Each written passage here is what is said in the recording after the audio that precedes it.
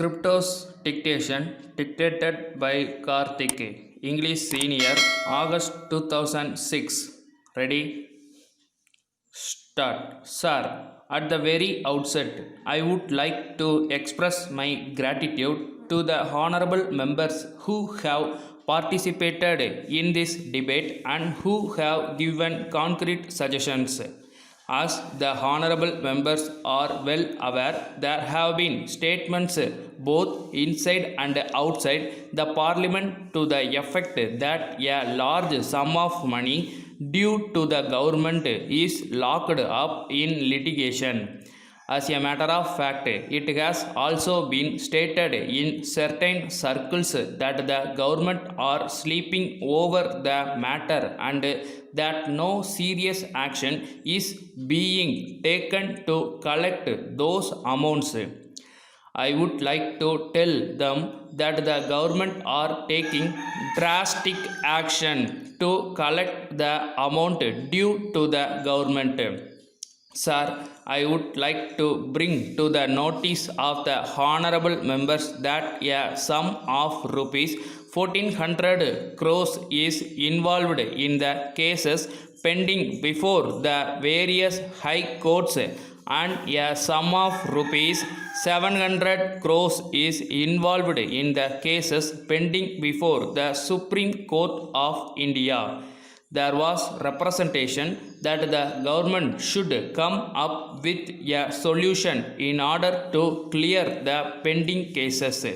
It has also been brought to the notice of the government that the high courts in some of the states have given conflicting verdicts which have come in the way of the administration and have also put the trade and business into difficulty. We have to find a solution for all these problems. We have therefore proposed to set up an appellate tribunal which will deal with the revenue matters exclusively. As the honorable members are aware, our high courts in various states of the country have to deal with so many matters, including the revenue matters. As such, they are not in a position to dispose of the cases coming before them within a short time. So we have thought of coming before this house with this bill containing a proposal to set up an appellate tribunal. I therefore request all the honorable members to bear in mind the history that lies behind the setting up of the tribunal. In this connection, I want to tell the honorable members that this is a measure for speeding up justice. In fact, it will help trade and business as also the administration to ensure speedy disposal of cases which are pending for a long time in various high courts.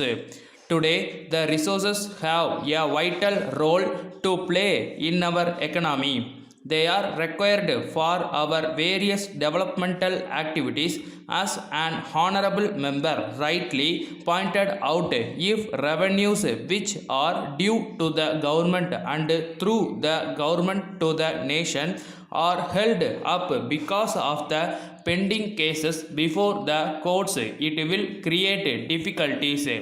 It has been brought to the notice of the government by members of parliament and even by people outside parliament that when businessmen go to the high court, the revenue due to the government gets locked up.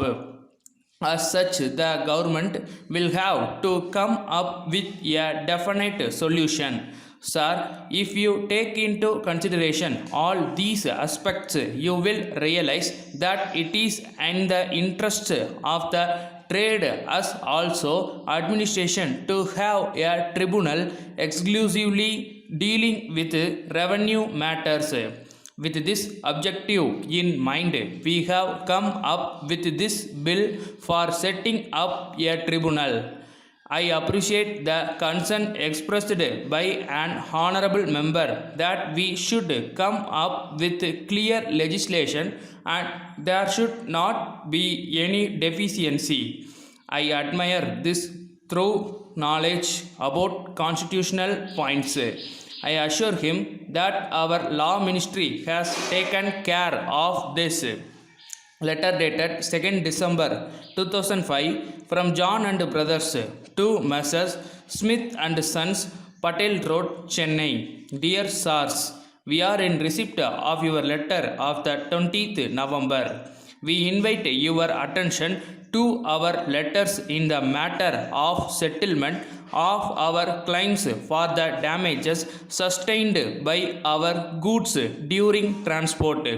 You have not replied to our letter asking you to pay the amount due to us. Your local representative delivered the goods in a damaged condition during the month of October, and as you will observe from the certificates, he examined only some items but left the other items unchecked. He also inspected the goods and stated that he would send a report to your company.